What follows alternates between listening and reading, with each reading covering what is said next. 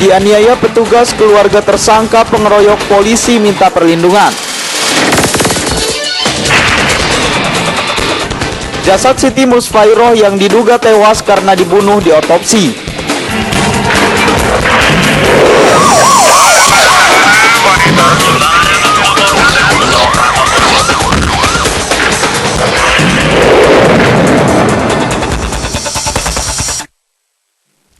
Ya, selamat pagi pemirsa, senang sekali saya kembali menjumpai Anda melalui program informasi hukum dan kriminal Cekal. Dianiaya keluarga tersangka pengeroyokan polisi minta perlindungan akan mengawali Cekal pagi ini. Saya Irwan Marwa, inilah Cekal selengkapnya.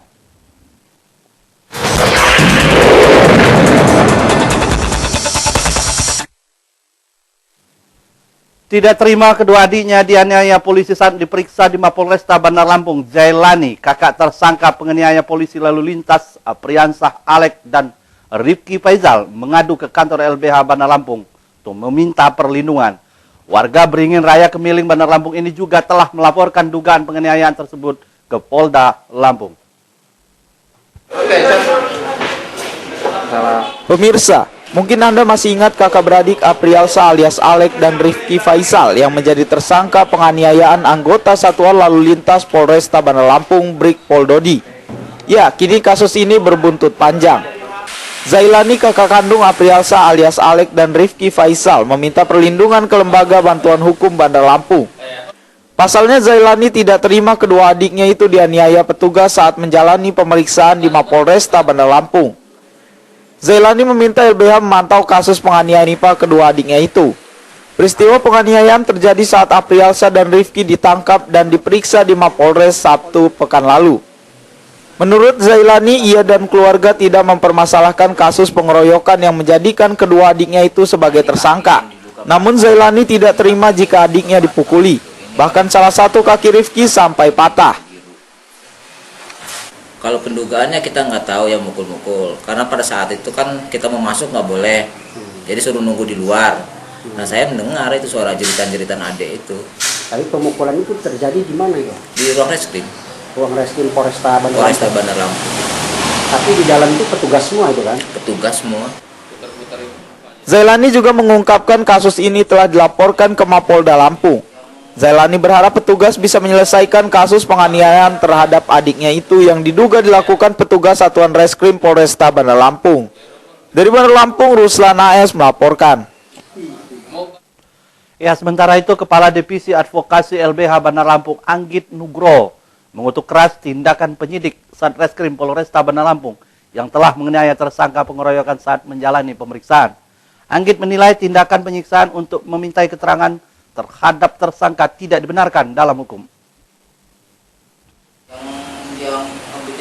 Kepala Divisi Advokasi LBH Bandar Lampung Anggit Nugroho menyayangkan adanya dugaan penyiksaan yang diduga dilakukan penyidik Polresta Bandar Lampung dalam melakukan pemeriksaan terhadap Aprialsa alias Alek dan Rifki Faizal, tersangka pengeroyokan anggota Satuan Lalu Lintas Polresta Bandar Lampung Brigpol Dodi. Anggit menyatakan pemeriksaan terhadap tersangka maupun saksi telah diatur dalam Undang-Undang Nomor 8 Tahun 1981 tentang Hukum Acara Pidana dan juga Undang-Undang G Nomor 2 Tahun 2002 tentang Kepolisian Republik Indonesia. Menurut Anggit, polisi harus profesional dalam melakukan pemeriksaan meski terhadap tersangka dan tidak boleh ada unsur balas dendam karena korban pengeroyokan kedua tersangka adalah anggota kepolisian. Sangat mengutuk keras tindakan dari penyidik atau tindakan kepolisian yang melakukan penyiksaan dalam proses pemeriksaan terhadap para tersangka. Memang kalau mereka tersangka, cuman kan tidak diperkenankan juga polisi melakukan penganiayaan terhadap tersangka untuk pembalasan dendam, Bapak. Anggit menyatakan LBH Bandar Lampung akan melakukan pendampingan terhadap kedua tersangka terkait penyiksaan yang diduga dilakukan penyidik. Sementara untuk kasus penganiayaan yang menjadi korbannya adalah polisi diserahkan sepenuhnya kepada penyidik Polresta Bandar Lampung. Dari Bandar Lampung, Ruslan AS melaporkan. Pemirsa, seperti diberitakan sebelumnya, dua kakak beradik Apriansa alias Alek dan Rifki Faizal yang berprofesi sebagai supir angkot jurusan Teluk Betung Tanjung Karang ditangkap karena telah mengeroyok anggota Satuan Lalu Lintas Polresta Bandar Lampung Brigpol Dodi.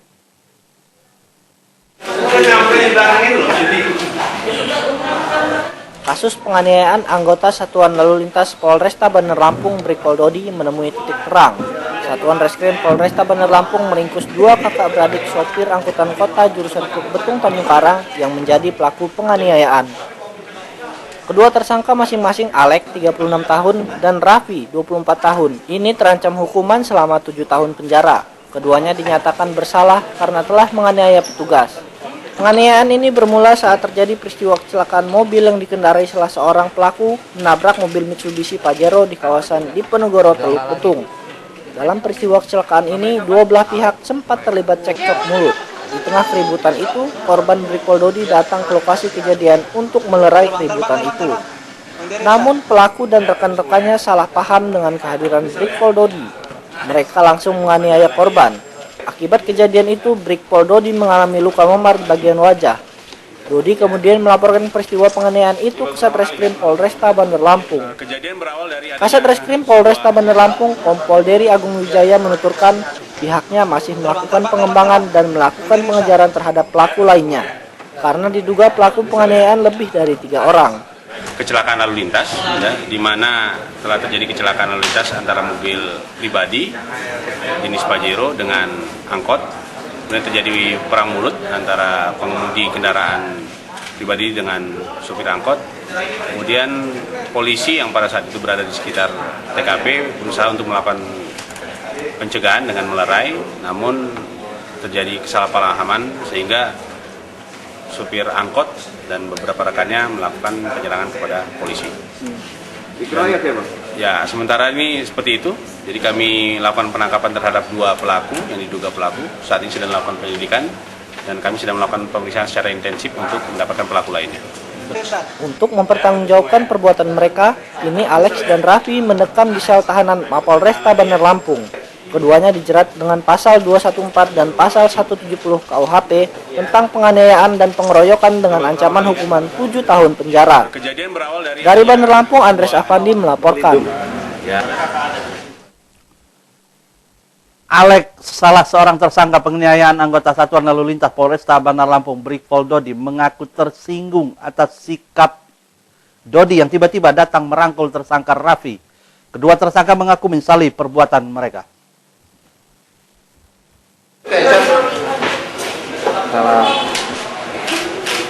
Dua kakak beradik sopir angkutan kota jurusan Teluk Betung Tanjung Karang, Alek dan Raffi yang terlibat penganiayaan anggota Satuan Lalu Lintas Polresta Bandar Lampung Brigpol Dodi akhirnya diringkus petugas Satuan Reskrim Polresta Bandar Lampung.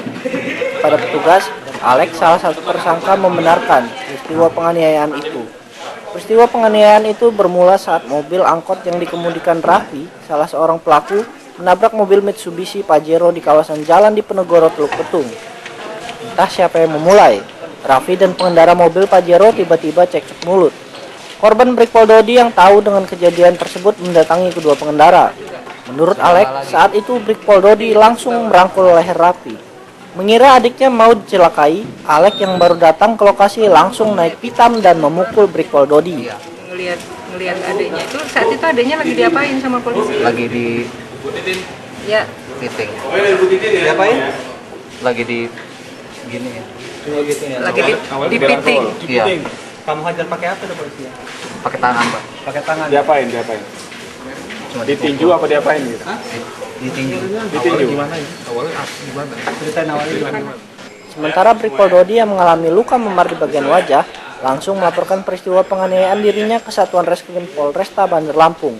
Dari Bandar Lampung, Andres Afandi melaporkan. Pemirsa, jasad Siti Musafiro yang diduga tewas karena dibunuh di otopsi akan menjadi sajian kami setelah pesan yang mau lewat ini.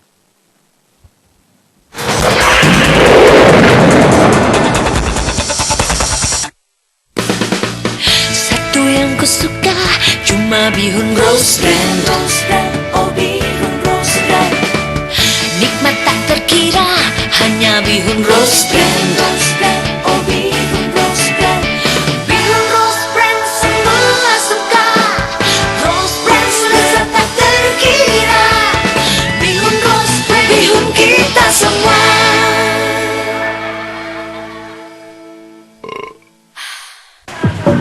permasalahan yang terjadi di Lampung, situasi terkini tentang Lampung. Kami kabarkan dalam program Sekitar Lampung, merangkum informasi dan peristiwa yang terjadi di Lampung hari ini secara cepat, lengkap, dan akurat. Lawan segala tindak pidana korupsi, lawan kawan-kawan. Setiap Senin sampai dengan Jumat, hanya di Sindo TV Lampung. Maniskan rasa gula cair Rosbrand, segarkan suasana gula cair Rosbrand, gula cair Rosbrand, kau yang kusuka, jadikan hidup lebih berwarna. Manis buah asli, segarnya terasa, aroma buah asli. Gula cair Rosbrand, gula cair Rosbrand, lebih terasa manisnya.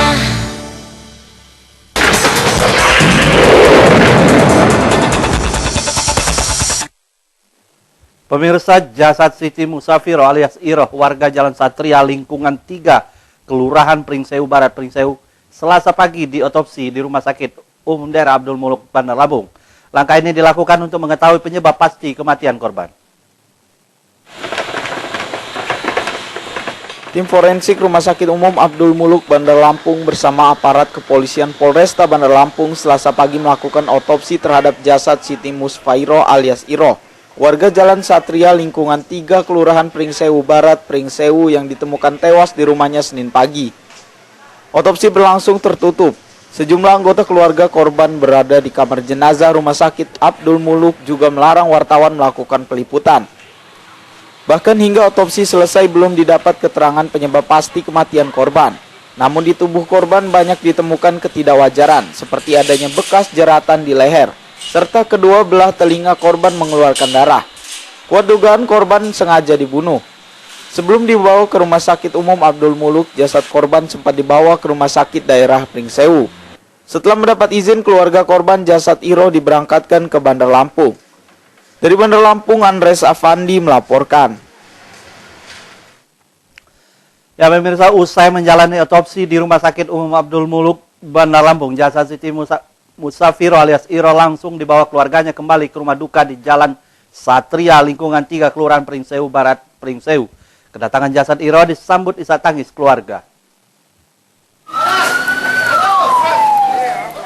Sekitar pukul 15.45 WIB, Selasa kemarin jasad Siti Musfairo alias Iroh 48 tahun tiba kembali di rumah di Jalan Satria, lingkungan 3 Kelurahan Pringsewu Barat, Pringsewu, setelah menjalani otopsi di Rumah Sakit Abdul Muluk, Bandar Lampung. Kedatangan jasad Iroh ini disambut isak tangis keluarga dan warga sekitar tempat tinggal korban semasih hidup.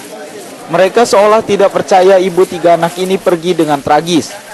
Yuni, salah seorang tetangga korban, mengaku semasa hidup almarhumah sangat ramah dan baik, serta tidak memiliki musuh. Korban baru 4 hari tinggal di komplek rumah orang tuanya di Pringsewu Barat.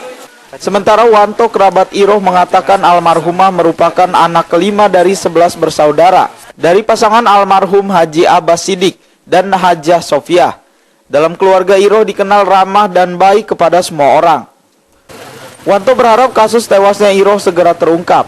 Keluarga meyakini Iroh sengaja dibunuh. Kepada polisi, Wanto berharap dapat segera menemukan pelakunya. Apa simpatisnya kita ya sebagai kerabat itu? Ya baik selama ini ya. Almarhumah baik, bergaulnya bagus, nggak ada masalah di masyarakat juga. Ya mudah-mudahan permasalahan kasus ini cepat terungkap. Dalam hal ini pihak polisi saya yakin sudah bekerja keras, mereka sudah full ekstra waktu, ekstra tenaga, mencurahkan tenaga pikiran untuk segera mengungkap kasus ini. Mudah-mudahan harapan masyarakat Pringsewu pada umumnya dan keluarga pada khususnya, kasus ini segera terungkap dan pelakunya segera tertangkap. Dari Pringsewu, Indra Siregar melaporkan. Sampai tadi sekitar jam.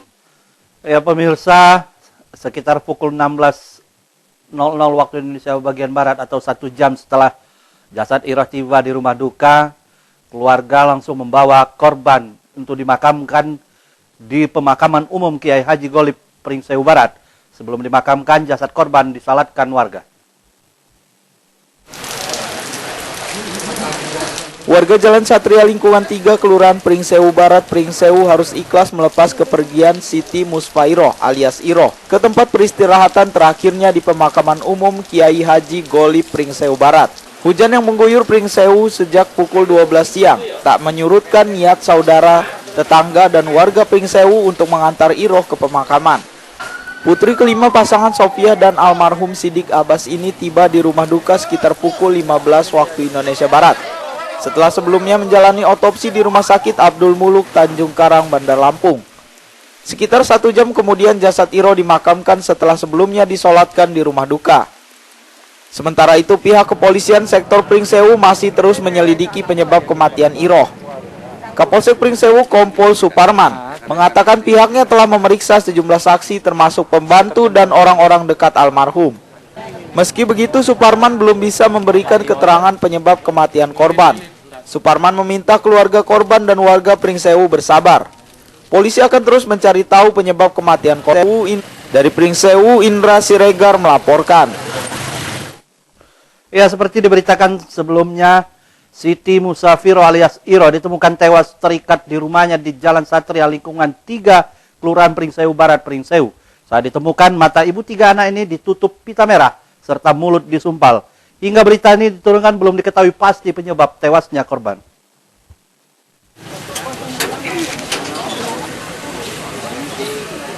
Warga RT 6 Lingkungan 3 Kelurahan Pringsewu Barat pagi kemarin dihebohkan dengan peristiwa tewasnya salah satu warga mereka, Siti Musafiro. Korban ditemukan tewas dengan kondisi tangan terikat, mata tertutup pita merah, serta mulut disumpal. Warga 48 tahun ini diduga menjadi korban pembunuhan.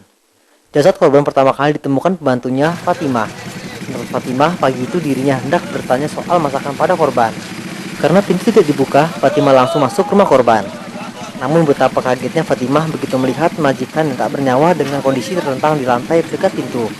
Kedua tangan korban terikat ke belakang, mata ditutup pita merah dan mulut disumpal. Selain menemukan korban tak bernyawa, Fatimah juga menjumpai kamar dan lemari pakaian korban juga terlihat berantakan. Hingga berita ini diturunkan, belum diketahui pasti penyebab kematian korban. Petugas kepolisian yang telah mendapat laporan langsung melakukan olah tempat kejadian perkara. Jasad korban langsung dibawa ke rumah sakit untuk menjalani otopsi. Kapolres Tanggamus AKBP Dedi Supriyadi yang langsung meninjau tempat kejadian mengaku belum bisa memastikan penyebab kematian korban. Ya, penyelidikan dulu. Terus? Kan matinya tidak wajar. Sekitar jam berapa itu? Indikasinya meninggal udah berapa lama Pak dari itu? Ada luka-luka nggak Pak? Ya, ada sih lukanya, cuma ya nantilah lebih setelah hitam di atas putih baru. Yang jelas matinya tidak wajar, kita lakukan penyelidikan. Kakak kandung korban Zen mengaku mendapatkan kabar dari saudaranya. Zen meminta pihak kepolisian bisa menemukan pelaku yang menghabisi nyawa adik kandungnya. Kalau memang ini pembantunya nggak ngerti, tapi memang ada pembantu ya. Ada, tidak nginep ya, perempuan. Itu yang nemuin mereka. Sementara petugas Dinas Kesehatan Pringsewu yang melakukan pemeriksaan juga belum bisa memberikan informasi detail penyebab kematian. Namun petugas medis menemukan luka di bagian kepala korban serta bekas jeratan tali di leher korban. Dari Pringsewu, Indra Siregar melaporkan. Pemirsa, jangan kemana-mana, kami masih akan kembali dengan informasi masa Portal Forel Demo Kejaksaan Tinggi Lampung.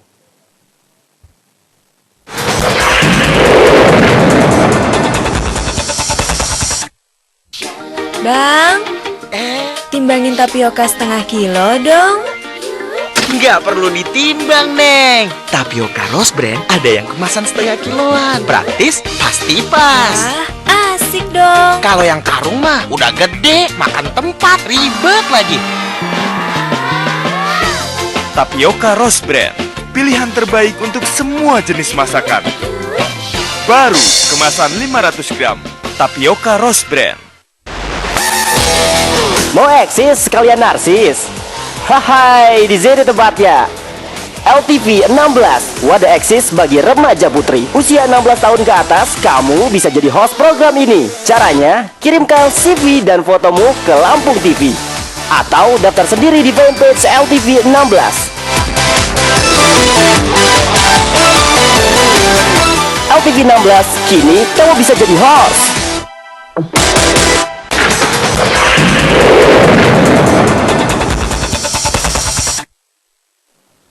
Puluhan massa yang mengatasnamakan aliansi GRVK Portal Forel berunjuk rasa di kantor Kejaksaan Tinggi Lampung Selasa siang kemarin. Mereka mendesak Rob Adiaksa itu mengusut tuntas dugaan korupsi di Satker SNVT Pembangunan Jalan Provinsi Lampung.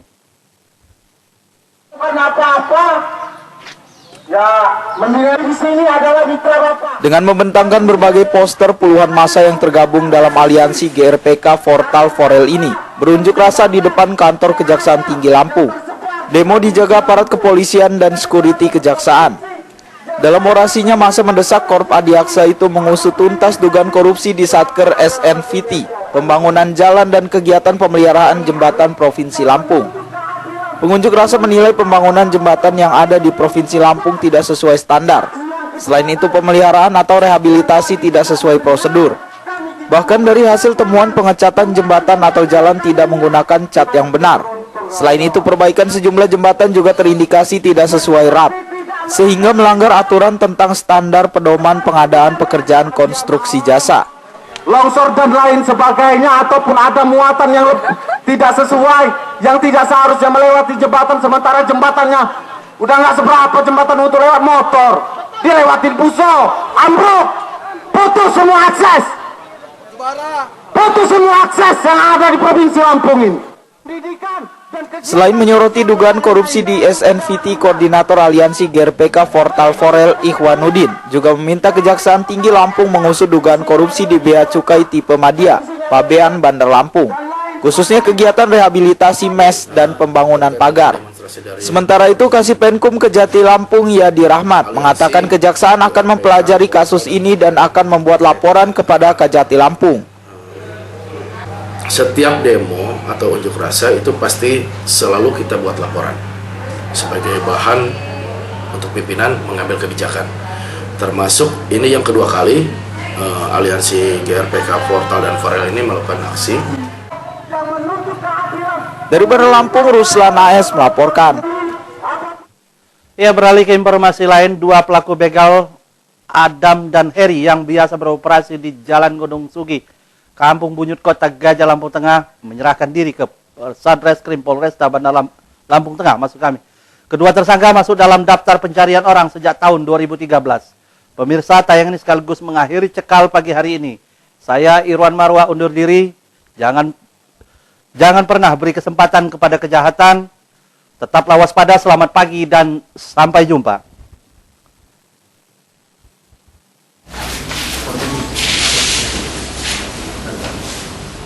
Kedua pelaku begal ini akhirnya menyerahkan diri setelah sempat masuk daftar pencarian orang yang ditetapkan Polres Lampung Tengah tahun 2013 lalu.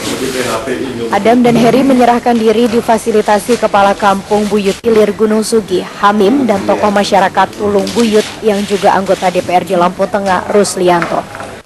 Kepala Kampung Buyut Ilir Hamim saat mendampingi kedua tersangka saat menyerahkan diri mengatakan, dirinya terus berkoordinasi dengan kepolisian dan tokoh masyarakat menemui keluarga dan tersangka untuk memfasilitasi kedua tersangka menyerahkan diri. Menurut Hamim, kedua tersangka secara ikhlas menyerahkan diri kepada petugas karena telah menyesali segala perbuatan mereka. Dan keduanya juga berjanji untuk bertaubat. Saya selaku Kepala Kampung Buyut, kami selalu koordinasi dan kerjasama untuk saling membantu. Nah, kemudian saya selaku Kepala Kampung berjuang menemuin orang tua mereka, berikut dengan anggota DPR, kebetulan juga Pak Ruslianto, anggota DPR Kabupaten Lampung Tengah. Kami koordinasi sehingga titik temunya pada hari ini kami serahkan si Heri bin Mansur, kemudian Adam bin Yamin. Kasatreskrim Polres Lampung Tengah AKP Harto Agung Cahyono mengatakan, tersangka Adam bin Yamin dan Heri Irawan bin Mansur sudah masuk daftar pencarian orang sejak 2013.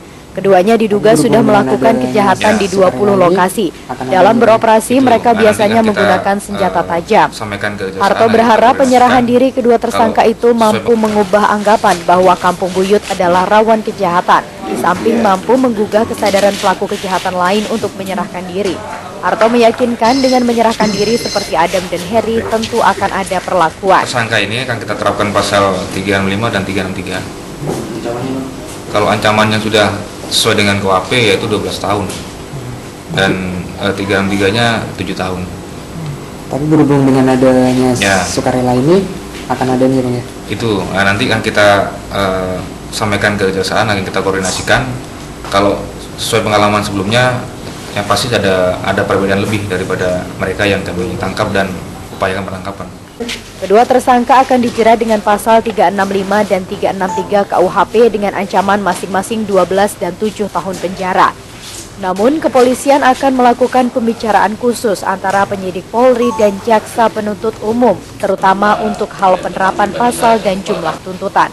Dari Lampung Tengah, Roy Emperlioli melaporkan.